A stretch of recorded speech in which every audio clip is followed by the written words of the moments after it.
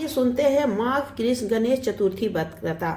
पार्वती जी ने पूछा कि हे वत्स, माघ महीने में किस गणेश की पूजा करनी चाहिए तथा इनका क्या नाम है। उस दिन पूजन में किस वस्तु का नैवेद्य अर्पित करना चाहिए और क्या आहार ग्रहण करना चाहिए, इसे आप सविस्तार बतलाने की कृपा करें। गणेश जी ने कहा, हे माता, माघ मास में भालचंद्र नामक गणेश की पूजा करनी चाहिए। इनका पूजन षोडोपचार विधि से करना चाहिए। हे माता पार्वती, इस दिन तिल के 20 लड्डू बना ले, 5 लड्डू देवता को चढ़ाएं और शेष 5 ब्राह्मण को दान दे दे। ब्राह्मण की पूजा भक्ति पूर्वक करके उन्हें दक्षिणा देने के बाद उन 5 लड्डुओं को उन्हें प्रदान कर दे। हे देवी, 10 तिल के लड्डुओं का आहार स्वयं ग्रहण करें। इस संबंध में मैं आपको राजा हरिश्चंद्र का वृत्तांत सुनाता हूँ। सतयुग में हरिश्चंद्र नामक एक प्रतापी राजा हुए थे। वे छात्र धर्म में पटु, सरल स्वभाव, सत्यनिष्ठ और विद्वान ब्राह्मणों के पूजक थे। हे देवी, उनके शासन में अधर्म नाम की कोई वस्तु नहीं थी। उनके राज्य में कोई अपाहिज, दरिद्र या दुखी नहीं था। सभी लोग आधी व्याधि से रहित एवं दीर्घायु होते थे। उन्हीं के राज्य में एक ऋषि शर्मा नामक तपस्वी ब्राह्मण रहते थे।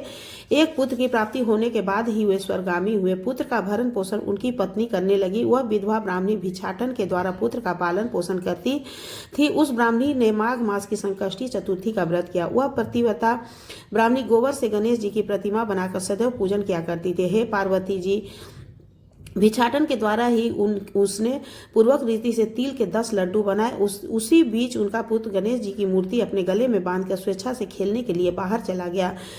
तब एक नर पिशाच कुम्हार ने उस ब्राह्मणी के 5 वर्षीय बालक को जबरन पकड़कर अपने आवे में छोड़कर मिट्टी के बर्तनों को पकड़ने के लिए उसमें आग लगा दी। इधर उनकी माता अपने बच्चे को ढूंढने लगी। उसे ना पाकर वह बड़ी व्याकुल हुई। वह ब्राह्मणी विलाप करती हुई गणेश जी की प्रार्थना करने लगी।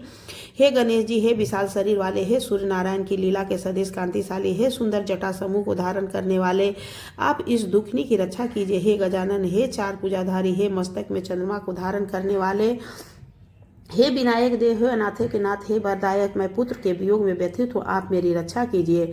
वह ब्राह्मणी इसी प्रकार आधी रात तक विलाप करती रही। प्रातःकाल होने पर कुम्हार अपने पके हुए बर्तनों को देखने के लिए आया।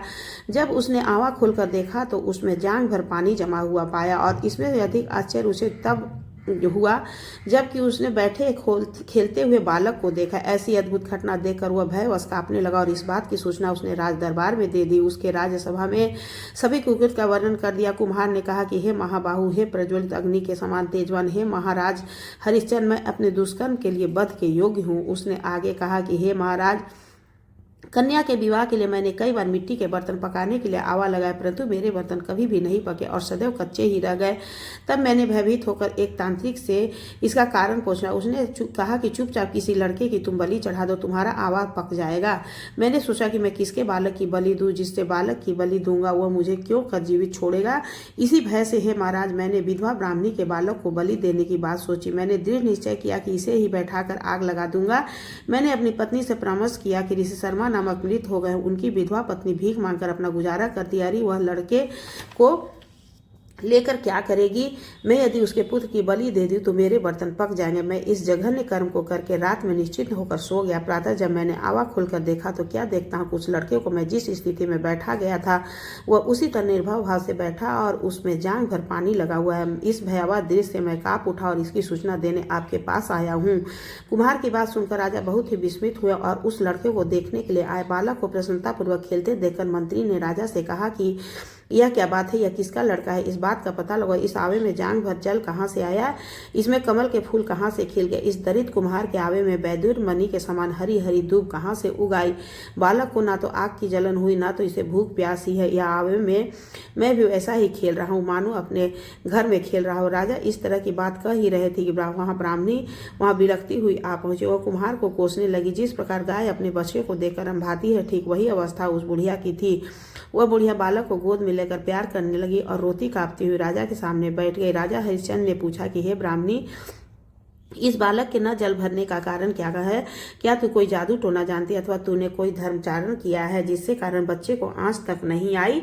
राजा की बात सुनकर ब्राह्मणी ने कहा, हे महाराज, मैं कोई जादू नहीं जानती और ना तो कोई धर्म तपस्या योगदान आदि की प्रक्रिया ही जानती हूँ। हे राजन, मैं तो केवल संकट नाटक गणेश चतुर्थी का व्रत ही करती हूँ।